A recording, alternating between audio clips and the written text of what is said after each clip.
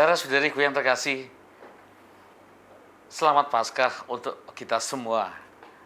Paskah tahun ini tentu merupakan sebuah pesta sukacita bagi kita semua karena Paskah adalah pesta iman di mana Tuhan Yesus Kristus dengan kuasa Bapa dan Roh Kudus diluputkan dari maut dan akhirnya ia mengalahkan maut itu dengan kebangkitannya sendiri.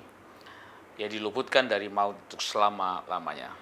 Maka Injil pada hari ini dan seminggu ini kita akan belajar tentang bagaimana peristiwa kebangkitan Yesus diawali dengan yang namanya penampakan dirinya kepada para rasul.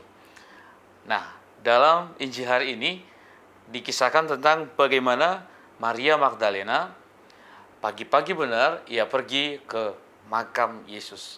Tetapi ia melihat bahwa batu yang menutup makam tersebut telah digulingkan. Maka ia berlari-lari dengan perasaan takut dan perasaan sedih. Lalu kemudian ia menjumpai Petrus dan murid-murid yang lain. Mendengar berita Maria Magdalena, Petrus dan murid yang lain berlari menuju ke makam Yesus sendiri. Dan mereka melihat bahwa Yesus sudah tidak ada lagi di dalam kuburan tersebut. Bahwa Petrus melihat dan ia hanya melihat saja kain yang ada yang menutup tubuh Yesus sendiri.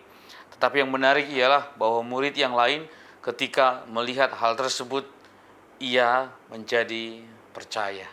Kita melihat bahwa murid yang lain ini akhirnya percaya akan apa yang ia dengarkan. Ia mengerti tentang apa yang Tuhan Yesus, gurunya itu sendiri, telah sampaikan selama bersama-sama dengan dia. Dari Injil hari ini kita melihat ada 3 gambaran manusia. Yang pertama itu gambaran yang diwakilkan oleh Maria Magdalena, yang dikuasai oleh perasaan, di mana ia tenggelam dalam kesedihan dan perasaannya begitu terombang-ambing karena ia begitu tergoncang karena kehilangan Yesus.